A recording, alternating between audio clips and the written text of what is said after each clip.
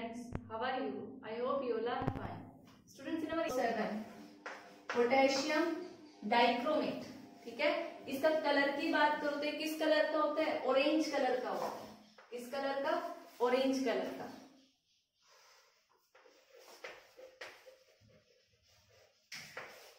ठीक है, जरा कैलकुलेट करके देखो पोटेशियम डाइक्रोमेट में क्रोमियम की ऑक्सीडेशन स्टेट कितनी है।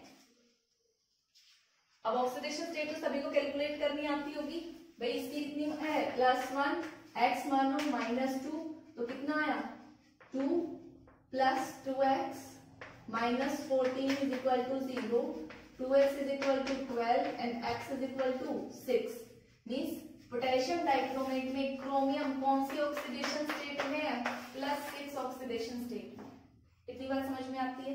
ठीक है, तो देखो क्रोमियम क्या था? एटॉमिक नंबर 24, कॉन्फ़िगरेशन क्या थी? 3d5 4s 1, +6 में है तो 5 और 1 6 गए, तो क्रोमियम +6 में कितना बचा? 3d 0। सेम केस जहां पे आपका KMnO4 में था वो भी 0 का केस था, ये भी क्या है? 0 का केस है। लेकिन फिर भी क्या है? ये कलर्ड है, तो आप क्या बोलोगे? सेम जो इसका जो कलर है ये डी ट्रांजिशंस की वजह से नहीं है भाई। डी में जब इलेक्ट्रॉन ही नहीं है तो ये P2G से Eg कैसे जंप करेगा? ऑब्वियस सी बात है। तो ये जो कलर है, कलर इज ड्यू टू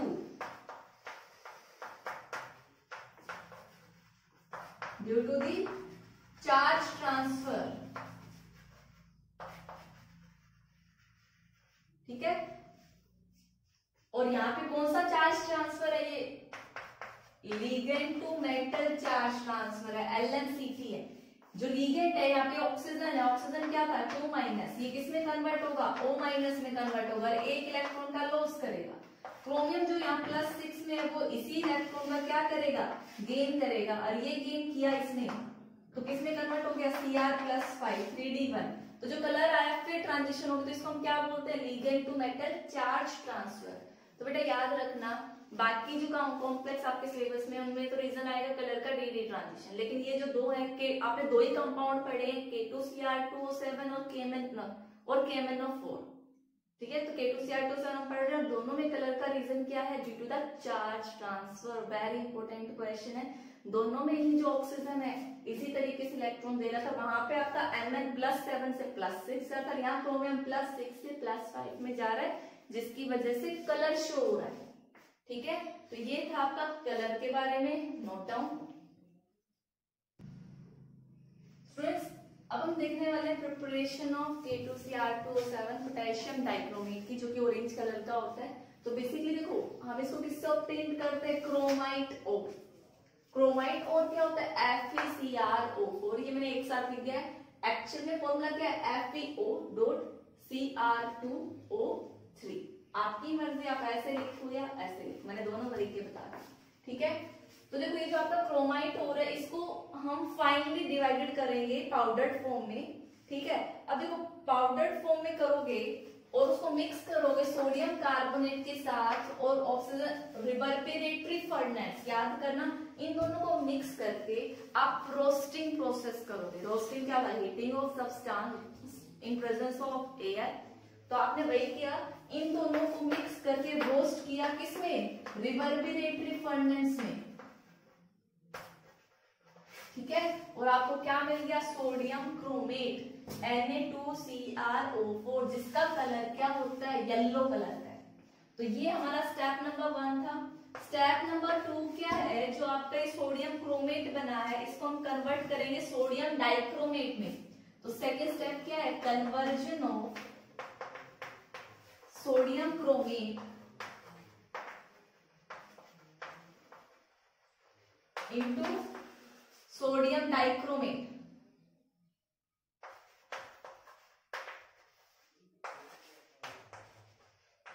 अब देखो आपके पास सोडियम डाइक्रोमेट बन जाएगा इस स्टेप से। फिर डाइक्रोमेट को हमें तो क्या बनाना है? Potassium dichromate. फिर हम सोडियम को क्या कर देंगे? पोटेशियम से रिप्लेस कर देंगे। बहुत सिंपल रिएक्शन है, आपको बस एक स्टेप याद रखना है, यहाँ सोडियम क्रोमेट, फिर सोडियम से डाइक्रोमेट, और फिर सोडियम से पोटेशियम डाइक्रोमेट। ठीक है, तो देखो आपके पास क्या था? Na2CrO4 अब आपको सोडियम डाइक्रोमेट में कन्वर्ट करना है, तो आप इसको किसके साथ ट्रीट कराओगे? H2SO4 के साथ, और आपको क्या मिल जाएगा? Na2Cr2O4। ये किस कलर का था आपका? येलो कलर का। ठीक है, आपको क्या मिल गया? Sodium dichromate. ठीक है, अब Na2S साथ में इसमें क्या बनेगा? Na2SO4। ठीक है, और H2 है तो आप यहाँ पे क्या निकाल दो? H2O भी निकाल दो भैया, H2।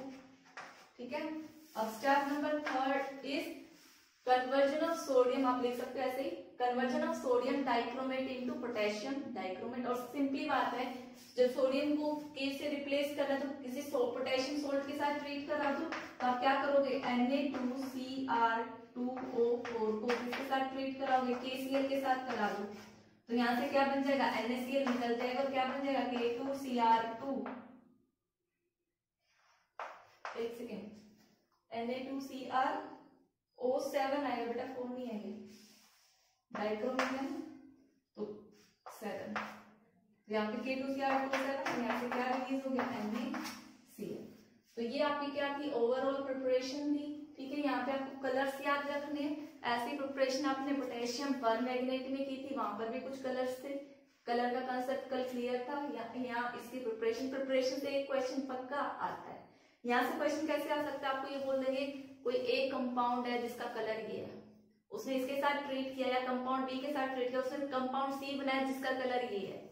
मीन्स कलर के बेसिस पे 5 मार्क्स का क्वेश्चन बन सकता है, या 3 मार्क्स का भी बन सकता है, वो एग्जामिनर पे डिपेंड करता है। तो कलर याद रखो। कई बार डायरेक्ट प्रिपरेशन में पूछ लेते हैं, बहुत इंपॉर्टेंट है KMnO4 की भी और K2Cr2O7 की भी। तो आप पहले नोट डाउन करो। स्टूडेंट्स एक और डिस्कस करते हैं इसकी प्रॉपर्टीज के बारे में। कलर तो आपको पता है इसका क्या है? कलर ऑरेंज कलर है। बात करूं मैं सोलिबिलिटी की, तो ये क्या है? मॉडरेटली सोल्यूबल है, moderately soluble in cold water.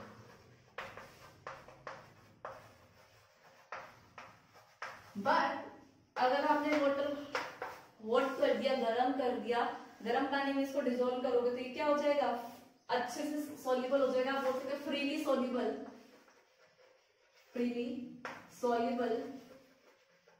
In hot water.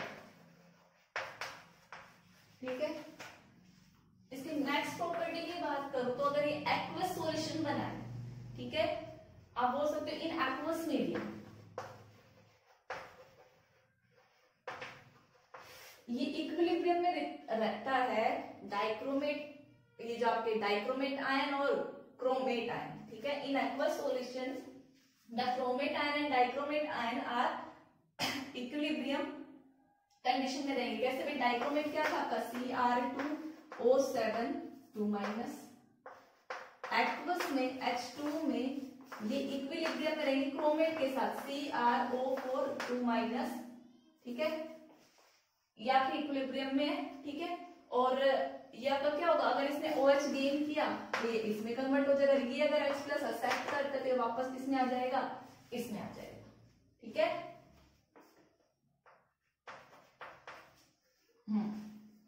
तो there is an equilibrium in aqueous medium. और ये जो है इक्विलिब्रियम, ये पर्टिकुलरली कितने pH पे होता है? At pH = 4। ठीक है, बड़ा pH 4 पे। अब बात आती है अगर pH > 4 और <4 होगी तो क्या होगा? तो जो हम पहला केस डिस्कस कर रहे हो, हम कर रहे हैं pH is <4।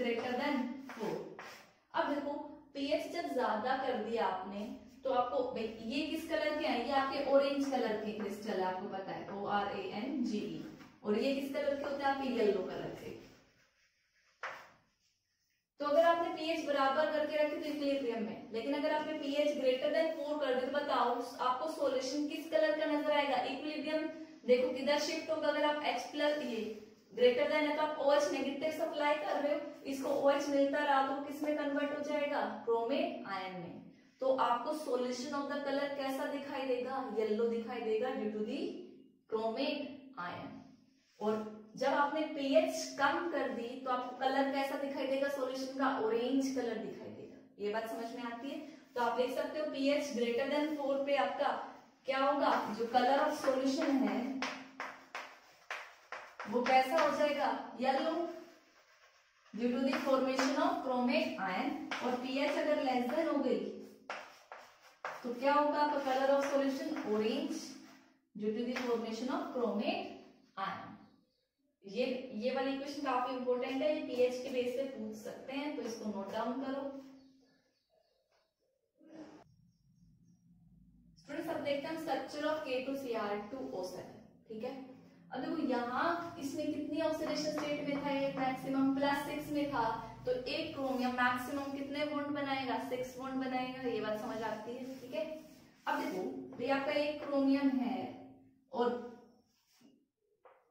ये देखो एक नेगेटिव ऑक्सीजन के साथ डबल बॉन्ड और ऑक्सीजन के साथ डबल बॉन्ड, 2 क्रोमियम है, ऐसे एक और क्रोमियम होगा आपका, ये डबल बॉन्ड और डबल बॉन्ड।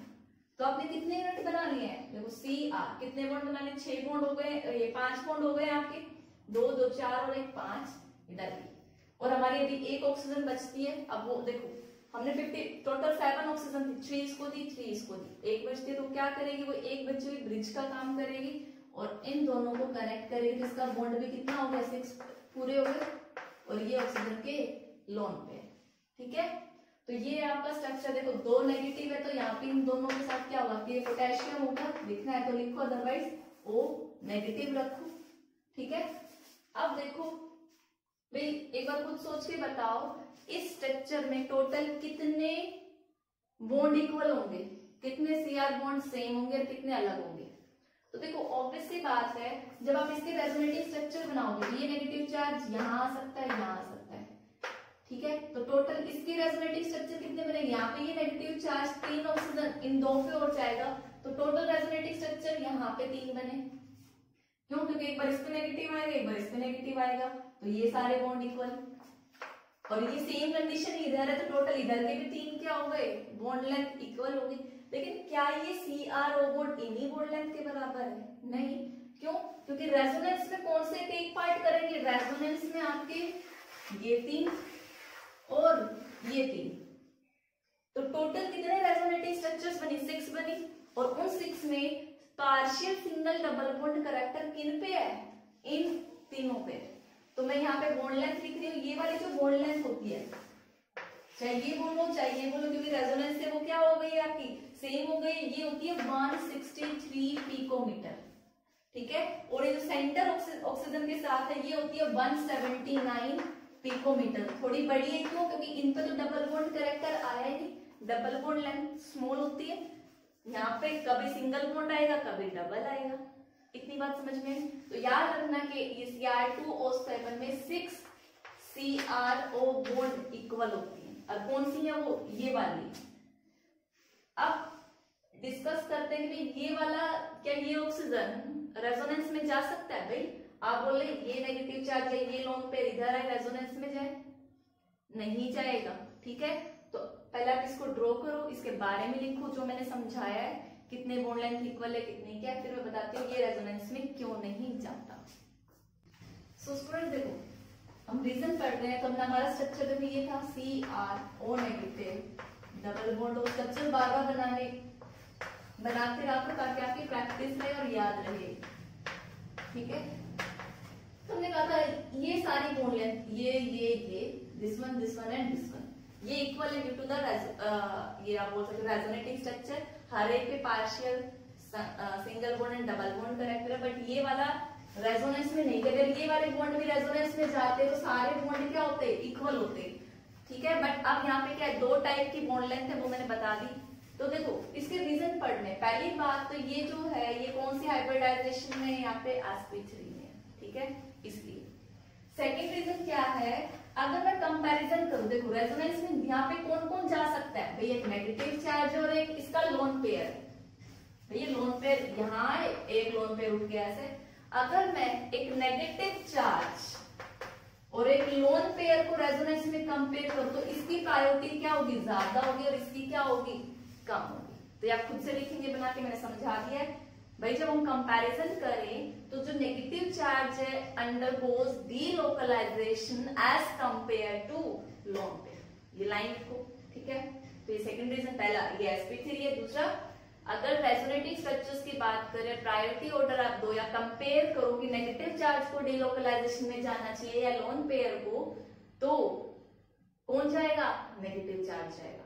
ठीक है, कंपैरिजन आएगा। बाय चांस सपोज करो आपने बोला कि कोई बात नहीं, ये छोड़ो, अगर ये चला गया तो क्या हो गया? तो थर्ड रीजन देखो, इफ अगर lone pair of oxygen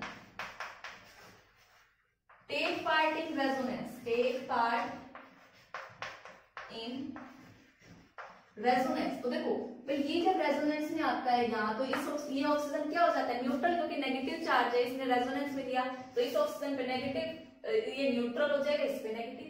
but अगर ये लोन पेयर अगर रेजोनेंस में जाएगा तो इसमें कैसा चार्ज आएगा? पॉजिटिव। और आपको पता है ऑक्सीजन तो हाईली इलेक्ट्रोनेगेटिव स्पीशीज है, वो अपने ऊपर कभी भी पॉजिटिव चार्ज नहीं रखना चाहिए। यही रीजन है कि ऑक्सीजन के ऊपर जो लोन पेयर है वो रेजोनेंस में हम कंसिडर नहीं करते। अगर हमारे पास नेगेटिव चार्ज है तो हम उसी को करें। तो आप बोल सकते हो if lone pair of oxygen take part in resonance then oxygen acquire positive charge, then oxygen acquire positive charge। और वो कंडीशन कैसी है? हाईली अनस्टेबल कंडीशन है, इसीलिए ये सेंटर एटम ऑक्सीजन रेजोनेंस में टेक पार्ट नहीं करता। और ये कॉम्पिटिटिव एग्जाम में काफी बार पूछ लेते हैं कि K2Cr2 में कितने बॉन्ड इक्वल है, कितने टाइप के हैं, यहाँ से क्वेश्चन आ जाता है। तो इसको आप जल्दी से नोट डाउन करो। तो अब हम देखते हैं क्रोमेट आयन की। अभी तक हमने डाइक्रोमेट आयन की स्ट्रक्चर देखी थी, अब क्रोमेट आयन की। तो देखो सबसे पहले इसका रेजोनेटिंग ऑक्सीडेशन स्टेट कैलकुलेट करोगे, कितनी आएगी इसकी भी? +6। क्रोमेट में, डाइक्रोमेट में भी कितनी थी? +6, और क्रोमेट में भी कितनी है? +6।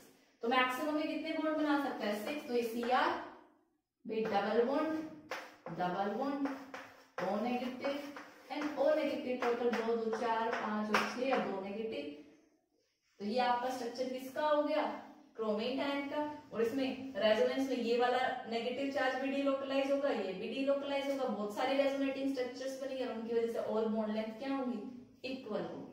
ठीक है, तो जल्दी से इसका स्ट्रक्चर भी ड्रॉ करो, फिर मैं इसके और रिएक्शंस की बात करती हूँ पोटेशियम डाइक्रोमेट की।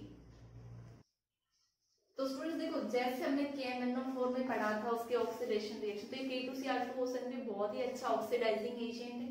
ऑक्सीडाइजिंग एजेंट की वजह से KMnO4 में Mn मैंगनीज अपनी हाईएस्ट ऑक्सीडेशन स्टेट में था +7, तो उसके पास चांसेस क्या? रिड्यूस होने के, मैम, और इससे ज्यादा ऊपर जाने के तो है ही नहीं। तो क्या करेगा? रिडक्शन में जाएगा, फिर खुद दूसरे का क्या करेगा? ऑक्सीडेशन। सिमिलरली कंडीशन इसके साथ है, यहाँ पे भी क्रोमियम अपनी हाईएस्ट ऑक्सीडेशन स्टेट में +6 में, तो एसिडिक मीडियम में क्या करेगा? +3 में चला जाएगा। खुद का रिडक्शन किया तो दूसरे का क्या करेगा? ऑक्सीडेशन करेगा। जो रिएक्शन हमने KMnO4 में ऑक्सीडेशन की पढ़ी थी वो यहाँ भी पढ़ेंगे, लेकिन यहाँ जनरली ऑक्सीडेशन किस मीडियम में करता है? आपका एसिडिक मीडियम में, याद रखना। ठीक है, तो देखो फर्स्ट रिएक्शन हम पढ़ रहे हैं, oxidation of iodide ion, I negative to iodine. देखो वहां पे KMnO4 में बेसिक मीडियम में आयोडेट आयन में कन्वर्ट हुआ था, आयोडीन में नहीं हुआ। वहां पे कहा था अगर एसिडिक मीडियम होगा KMnO4 तो वो I2 में होगा, बेसिक मीडियम में वो आयोडेट में होगा। सिमिलरली यहाँ पे क्या होगा? I2 में कन्वर्ट होगा। अगर आपने Cr2O7 2 नेगेटिव और I2 डाला तो ये सॉरी I नेगेटिव, Ki हो सकता है तो I नेगेटिव लिख दिया मैंने चार्ज की फॉर्म में, तो ये किसमें कन्वर्ट होगा? ये आपका Cr3 पॉजिटिव में होगा और ये किसमें कन्वर्ट हो जाएगा? I2। ये एक रेडॉक्स रिएक्शन है। तो देखो बाकी चीजें आप क्या कर सकते हो, कल मैंने बैलेंसिंग सिखाई थी भाई, मीडियम कौन सा एसिडिक है तो अपने आप चार्ज बैलेंसिंग के लिए आप H+ डालोगे और उसी के कोरस्पॉन्डिंग क्या आ जाएंगे? आपके H2O आ जाएंगे। ये रिएक्शन आप एक बार खुद से बैलेंस करके देखना, और जब आप बैलेंस कर लोगे तो यहाँ क्या आएगा? 14 H+ आएगा। मैं आपको बैलेंस वाली दे रही हूँ, मैं लिख रही हूँ, आप पहले इसको नोट डाउन करो। 6 I नेगेटिव, ठीक है, और आपके उधर कितने क्रोमियम होंगे? 3 Cr नेगेटिव, I2 कितने? 3 I2, ठीक है, और ऑक्सीजन कितने आएंगे? ये 7 H2, ठीक है। तो ये आपकी क्या होगी? बैलेंस्ड केमिकल इक्वेशन होगी। मैंने डायरेक्ट लिख दिया, लेकिन आपको स्टेप वाइज एक बार बैलेंस करके देखना है। सिमिलरली अगर एक और रिएक्शन की बात करूं तो जैसे आपने क्या पढ़ा था, KMnO4 में पढ़ा था कि वो Fe2 पॉजिटिव को किस में कन्वर्ट करता है, 3 पॉजिटिव में कन्वर्ट करता है। सिमिलरली ये भी करेगा, Cr2O7 2 minus plus Fe2 positive किस में कन्वर्ट होगा, Fe3 में, और ये खुद किस में होगा, Cr3 पॉजिटिव में। ठीक है, अभी बैलेंस आप खुद करोगे। ठीक है, तो ये इसकी कुछ रिएक्शन थी, पहले आप ये नोट डाउन करो। स्टूडेंट देखो, आप जो हमारे नेक्स्ट एक टेस्ट है जिसको हम क्या बोलते हैं, क्रोमाइल क्लोराइड टेस्ट। ठीक है, ये डिटेक्शन प्रोसेस में यूज किया जाता है। क्रोमाइल क्लोराइड बोला गया तो क्लोराइड से Cl नेगेटिव मींस किसी कंपाउंड में अगर Cl नेगेटिव प्रेजेंस है वो टेस्ट करना है। सपोज करो बाय चांस मैंने आपको NaCl दे दिया, मैंने आपको बताया नहीं वो क्या सोल्ट है, तो सोडियम की डिटेक्शन आप इनऑर्गेनिक कैटायन उससे करोगे, और जो Cl नेगेटिव है एनायन डिटेक्शन आप उसके कुछ स्टेप्स हैं एनायन डिटेक्शन के, वो आप प्रैक्टिकल पार्ट में पढ़ते हो।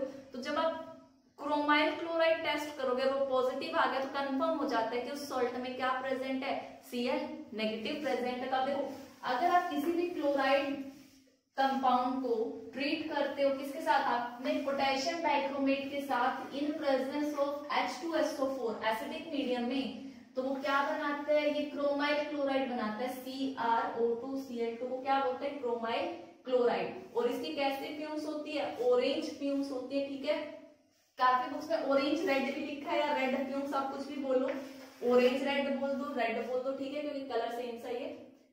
तो ये है। ठीक है, तो देखो बेसिकली जब आपने क्या लिया, सपोज करो NaCl लिया, आपको Cl नेगेटिव की टेस्ट कंफर्म करनी है, तो आप क्या करोगे, इसके अंदर K2Cr2O7 डाल दोगे, Cr2O7 और एसिडिक मीडियम H2SO4 की प्रेजेंस में, तो यहाँ पे क्या बनेगा, CrO2Cl2 साथ में KHSO4 plus NaHSO4 plus H2O, और इसकी कैसे फ्यूम्स होंगी, ऑरेंज रेड फ्यूम्स होंगी।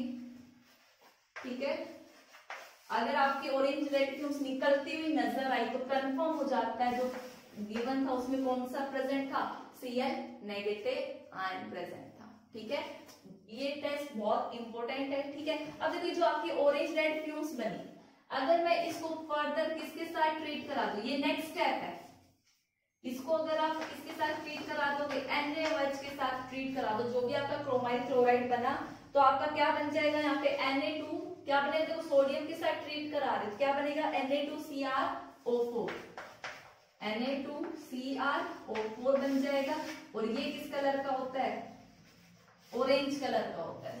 ठीक है, तो ये सॉरी ऑरेंज नहीं येलो, इसके पीपीटी कैसे होते हैं, येलो कलर के। तो जब भी आपके ये जो ऑरेंज फ्यूम्स निकली, धुआं से निकली ऑरेंज कलर की, उसको आप पास करा दो NaOH में, तो वो अपना कलर चेंज कर लेगा, येलो में कन्वर्ट हो जाएगा, किसकी फॉर्मेशन से, Na2CrO4। तो ये पूरा क्या था आपका क्रोमाइल क्लोराइड टेस्ट। वैसे क्रोमाइल क्लोराइड यहीं तक खत्म हो जाता है। ये आगे का स्टेप, अगर फ्यूम्स आप कलर डिफरेंशिएट नहीं कर पा रहे फ्यूम्स का, तो उसको NaOH में से पास कराओ, जो भी फ्यूम्स निकली है वो येलो कलर को आप इजीली नजर आ जाएगा आपको। ठीक है, तो आप पहले इतना नोट डाउन करो। स्टूडेंट देखो दो रिएक्शन और बची, काफी इंपॉर्टेंट रिएक्शन है। देखो अभी तो हमने पहले क्या देखा, क्रोमाइल क्लोराइड टेस्ट। ठीक है, तो ये काफी इंपॉर्टेंट है। और एक आपने देखो पी ग्रुप में पढ़ा था ब्राउन रिंग टेस्ट, नाइट्रेट की प्रेजेंस के लिए, वो भी इंपॉर्टेंट है। तो साथ साथ अभी वीडियो को यही रोको, एक बार ब्राउन रिंग टेस्ट की भी एक बार रिवीजन कर लो ताकि सारे टेस्ट एक साथ याद हो जाए। तो brown ring test, chromyl chloride test. ठीक है, अब देखो हम रिएक्शन देखते हैं H2O2 के साथ। हाइड्रोजन परऑक्साइड को अगर डाइक्रोमेट के साथ ट्रीट कराओगे तो वो CrO5 बनाता है, जिसका कलर क्या है, ब्लू कलर। अब ये आपने क्लास 11th में पढ़ा होगा, जब आप रेडॉक्स पढ़ रहे थे तो सेंटर एटम की ऑक्सीडेशन स्टेट निकालने के लिए। ठीक है, तो जनरली आपने वहां पे पढ़ा था, देखो ये एग्जाम्पल डिस्कस किया जाता है वहीं। ठीक है, जनरली क्या देखा जाता है कि भी आप इसकी -2 मानते हो, -2 मानो तो क्रोमियम कौन सी ऑक्सीडेशन स्टेट में आना चाहिए, +10 में आना चाहिए। +10 तो आपको पता है एग्जिस्ट ही नहीं करते, इट मींस कुछ ना कुछ गड़बड़ है। हम हर बार इस तरीके से हम ये नहीं मान सकते सारे ऑक्साइड्स ही है, कुछ में पेरोक्साइड लिंकेज भी हो सकती है, ठीक है। तो इसके स्ट्रक्चर के बेसिस पे वो चीज हम एक्सप्लेन करते हैं। और इसका स्ट्रक्चर कैसा होता है, बटरफ्लाई लाइक स्ट्रक्चर होता है। इसमें 2 पेरोक्साइड लिंकेज होती हैं और एक क्या होता है, डबल बॉन्ड। तो देखो दिखने में क्या है, बटरफ्लाई जैसा है, तो इसको हम बोलते हैं बटरफ्लाई लाइक स्ट्रक्चर, ठीक है। यहां से अगर हम ऑक्सीडेशन स्टेट देखें तो देखो ऑक्सीजन इलेक्ट्रोनेगेटिव है भाई, एक इलेक्ट्रॉन इसने अपनी तरफ खींचा तो कितना चार्ज है इस पे, +1। इसने इधर खींचा तो एक और +1, इधर से 2 बार खींचा कितना आया, +2। इधर से एक +1 और इधर से एक, तो इस पे माइनस दिया, इस पे कितना है प्लस। तो टोटल काउंट करो 2 3 4 5 6, मींस यहाँ पे जो क्रोमियम प्रेजेंट है उसकी ऑक्सीडेशन स्टेट कितनी है, +6, ठीक है। Next one is action of heat. वहां पे KMnO4 की एक्शन ऑफ हीट भी आप रिवाइज करो, क्या बना था हीटिंग से। बेटा देखो पोटेशियम डाइक्रोमेट और पोटेशियम परमैंगनेट की जो कैरेक्टरिस्टिक प्रॉपर्टी है, इनको साथ साथ स्टडी करो। जो मैं यहाँ पढ़ा रही हूँ एक बार उसको पीछे KMnO4 के लिए भी चेक करना, ठीक है। तो K2Cr2 को जब आप हीट करते हो तो क्या बनेगा, potassium chromate CrO4 Cr2O3 and O2। तो ये हमारे रिएक्शंस थी किससे रिलेटेड, पोटेशियम डाइक्रोमेट में। यहाँ पे हमारा कौन सा चैप्टर खत्म होता है, मतलब डी पार्ट खत्म होता है। अभी F ब्लॉक एलिमेंट बाकी है। तो डी अभी मैं पहले कुछ इंपॉर्टेंट पॉइंट्स या कुछ फॉर्मूले या कुछ बताऊंगी रिएजेंट्स के बारे में जो डी ब्लॉक से बिलोंग करते हैं। चैप्टर डी पार्ट हमारा यहाँ ओवर हो गया, ठीक है। तो पहले आप इसको नोट डाउन करो। स्टूडेंट्स देखो मैं कुछ पॉइंट्स बताने वाली हूँ डी ब्लॉक एलिमेंट्स के रिगार्डिंग। तो सबसे पहले मैं कुछ रिएजेंट्स बताऊंगी जो डी ब्लॉक बनाता है, हम यूज करते हैं ऑर्गेनिक केमिस्ट्री में बहुत ज्यादा। तो सबसे पहले आता है बेयर्स रिएजेंट। क्या होता है, काफी बार आप ऑर्गेनिक केमिस्ट्री में यूज करोगे, सुना भी होगा शायद आपने बेयर्स रिएजेंट। कोई बता सकता है, गैस करो, फिर चेक करना कि जो मैं बता रही हूँ वो सही है या गलत। आई होप सभी ने सोच लिया होगा, ठीक है। तो देखो ये क्या होता है, 1% एल्कलाइन KMnO4 सॉल्यूशन को आप क्या बोलते हो, बेयर्स रिएजेंट बोलते हो, ठीक है। सेकंड नंबर का रिएजेंट आप इटार्ड्स रिएजेंट, इटार्ड्स रिएजेंट। सोचो अगर किसी ने पढ़ा है तो इटार्ड्स रिएजेंट क्या है, इटार्ड्स रिएजेंट कुछ नहीं है बेसिकली जो आपने CrO2 Cl2 जो क्रोमाइल क्लोराइड पढ़ा है वही है, ठीक है। क्रोमाइल क्लोराइड तो हम क्या बोल रहे हैं, इटार्ड्स रिएजेंट बोलते हैं। ऑब्जेक्टिव क्वेश्चंस में भी पूछे जा सकते हैं, ठीक है, इसीलिए मैं आपको लिखवा रही हूँ। Reagent number 3 Fenton's reagent. Fenton's reagent क्या होता है, फेंटोन्स रिएजेंट ये मिक्सचर है किसका, FeSO4 का प्लस में हाइड्रोजन पेरोक्साइड। ये सारे रिएजेंट ऑर्गेनिक केमिस्ट्री ज्यादातर जो हमारे 2 बच गए हैं ब्लॉक उनमें यूज हो जाएंगे, ठीक है। तो देखो ज्यादातर डी ब्लॉक से सारे रिएजेंट आए हैं, 3 पढ़ लिए। 4 आपको पता ही होगा, लुकास रिएजेंट क्या था, एनहाइड्रस ZnCl2 प्लस HCl को आप क्या बोलते हो, लुकास रिएजेंट बोलते हो। HCl यहाँ कैसा था, कंसंट्रेटेड, ये भी ठीक है, डाइल्यूट नहीं था। तो ये तो बात हो गई हमारे रिएजेंट्स की, ठीक है। नेक्स्ट तुम बताओ, आपने फिलोसोफर वूल का नाम सुना होगा, ठीक है। तो फिलोसोफर वूल क्या है, PHILPHER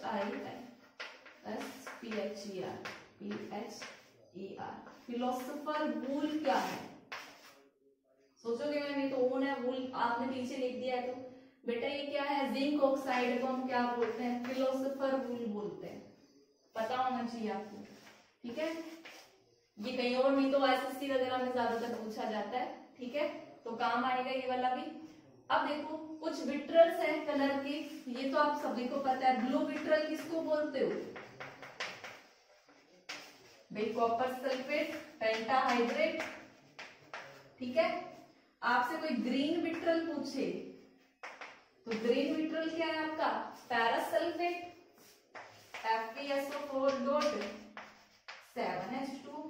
अब जरा बता दो व्हाइट विट्रल क्या होता है, ये शायद कुछ बच्चों को नहीं पता होगा।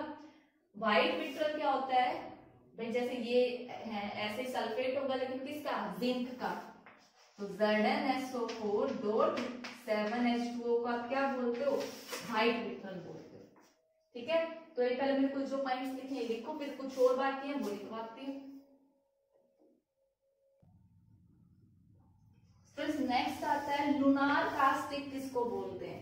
जो आपका सिल्वर नाइट्रेट है इसी का नेम क्या है, लूनार कास्टिक है। ये ज्यादातर हेयर डाइज में यूज किया जाता है और इसको हम क्या करते हैं, इसको हम डार्क कलर बोटल्स में स्टोर करते हैं, stored in dark coloured bottles. क्यों, क्योंकि सनलाइट की प्रेजेंस में ये क्या हो जाएगा, डिकम्पोज हो जाएगा। ठीक है, FeCl3 की बात करो तो FeCl3 क्या होता है, अनस्टेबल होता है। जनरली किस फॉर्म में एग्जिस्ट करता है, डाइमर की फॉर्म में, मींस Fe2Cl6 की फॉर्म में। जैसे आपका AlCl3 है, सिमिलरली ये है। तो देखो FeCl3 में 3 क्लोरीन होंगे, ऐसे दूसरा FeCl3, उसका एक Cl इधर और 2 इधर। इसकी लोन पेयर इसके साथ कोऑर्डिनेट, इसके लोन पेयर इसके साथ कोऑर्डिनेट। तो ये डाइमर की फॉर्म में एग्जिस्ट करता है FeCl3। और एक क्वेश्चन को जो डी ब्लॉक से काफी इंपॉर्टेंट है वो मैंने आपको लिखवाई दिया था कि कॉपर प्लस एक्वस सॉल्यूशन में स्टेबल नहीं करता, कॉपर 2 पॉजिटिव करता है। जैसे आप कॉपर +1 को एक्वस सॉल्यूशन में डालोगे, इट अंडरगो डिसप्रोपोर्शनेशन रिएक्शन, वो कॉपर और कॉपर 2+ बनाता है। वो वाला क्वेश्चन मैंने आपको करा दिया था प्रीवियस लेक्चर में। तो यहाँ पे हमारा डी ब्लॉक खत्म होता है, कल हम स्टार्ट करेंगे अपना F ब्लॉक पार्ट।